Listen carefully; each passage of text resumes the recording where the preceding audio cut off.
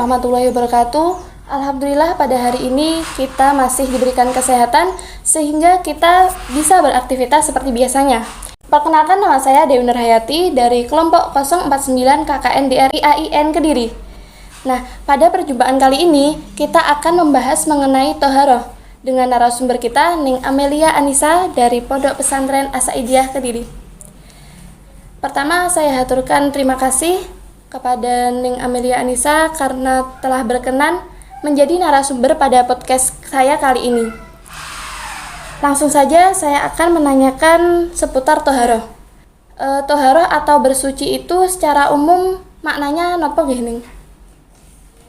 Terima kasih. Pada kesempatan kali ini saya akan menjelaskan sedikit yang saya ketahui tentang toharoh atau bersuci. Secara bahasa, toharoh atau bersuci niku nggih bersuci, membersihkan dari najis, entah secara kasat mata ataupun abstrak tidak terlihat.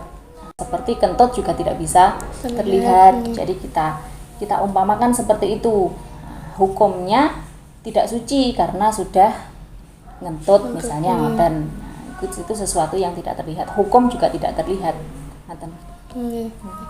Lalu macam-macam dari toharoh itu sendiri napa mawon Ning? Bersuci itu ada empat cara atau 4 macam. Bisa dengan mandi sesuai dengan napa nggih tingkatan najis atau hadasnya. Bisa ngoten nggih. Ada wudu, ada mandi di sini maksudnya mandi wajib atau mandi besar. Kemudian tayamum sebagai pengganti dari wudu ataupun mandi. Yang terakhir adalah istinja atau jempol. Nah, dari macam-macam itu tadi cara bersuci yang benar dan yang baik itu seperti apa nih? Cara bersuci yang baik, sesuai dengan syarat dan rukunnya. Jadi 4 hal tadi itu ada syarat dan rukun masing-masing. Entah itu wudu, ada syarat sahnya, ada rukunnya. Mandi juga begitu. Kemudian tayamum juga istinja. Kalau istinja yang pertama harus dengan air, kalau tidak ada ya sebagai penggantinya. Nah, ini pengganti dari air niki nanti juga ada syarat dan rukunnya agar mencapai keabsahan dari cara toharoh itu sendiri. Dan yang mungkin sering kita lakukan mawon wudu ngoten nggih. Wudu itu kan ada rukunnya, ada 6. Yang pertama niat, kemudian membasuh wajah, membasuh kedua tangan sampai siku-siku, kemudian mengusap sebagian kepala, membasuh kedua kaki sampai mata kaki, yang terakhir adalah tertib atau urut. Kemudian untuk apa selanjutnya? Istinja atau cebok. Niku yang paling afdol, yang paling utama adalah menggunakan air.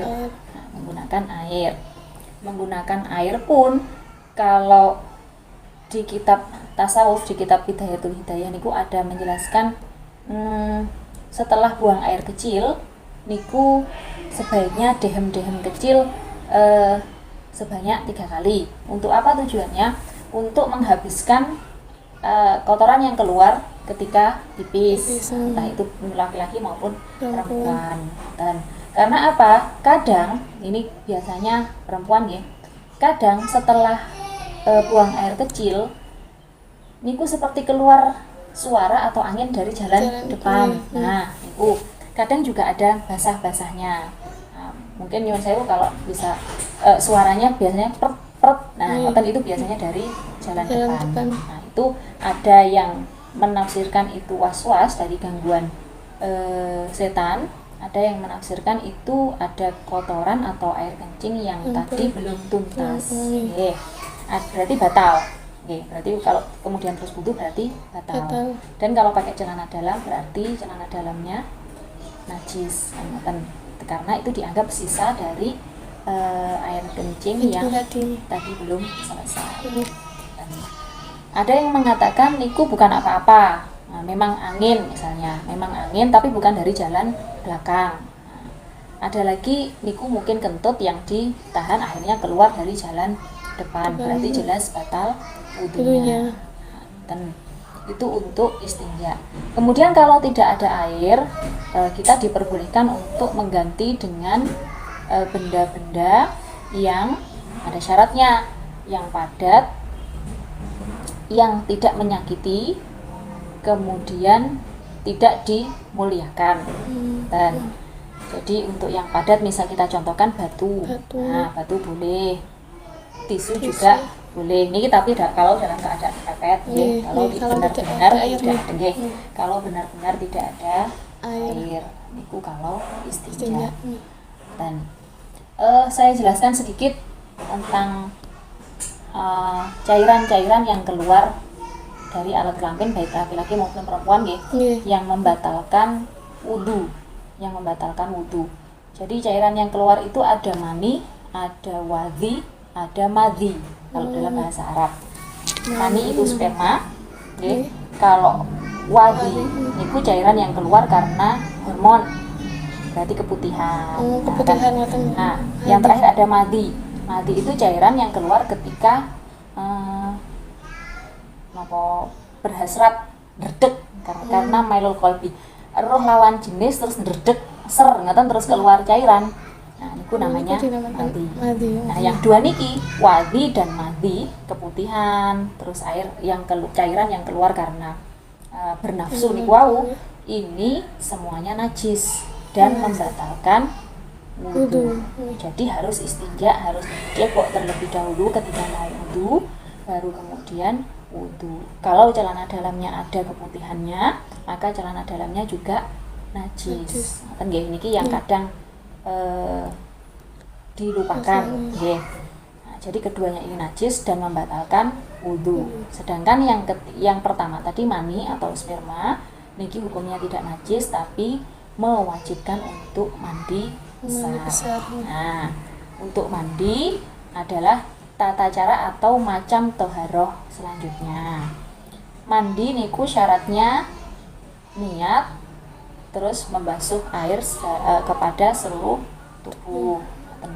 Niatnya macam-macam, untuk mandi setelah sholat, untuk mandi setelah haid, setelah melahirkan atau mandi wiladah, terus mandi setelah junub. Itu niatnya macam-macam, bisa dilihat sendiri di kitab-kitab fikih. Yang terakhir ada tayamum, pengganti mandi atau wudu. Tayamum ini menggunakan debu, tidak perlu yang berupa pasir, ngoten nggih. Kalau berupa pasir mungkin malah beli berupa pasir nggih di semua tempat, misal di meja ngeten bahasa Jawane ngeres. Nah, nggih terasa ada debu-debunya, itu sudah boleh digunakan untuk tayamum. Dan anggota tayamum hanya dua, wajah dan kedua tangan. Untuk tata caranya bisa dilihat juga di kitab-kitab fikih. Saya rasa untuk macam-macam toharoh dan tata caranya niku mawon yang bisa saya sampaikan. Ada lagi? Sampun Bu, terima kasih untuk penyampaian materinya. Semoga materi yang panjenengan sampaikan dapat bermanfaat bagi kita semua. Nah, itu tadi podcast dari saya. Semoga bermanfaat. Terima kasih Bu. Terima kasih sama-sama. Cukup sekian. Wassalamualaikum warahmatullahi wabarakatuh.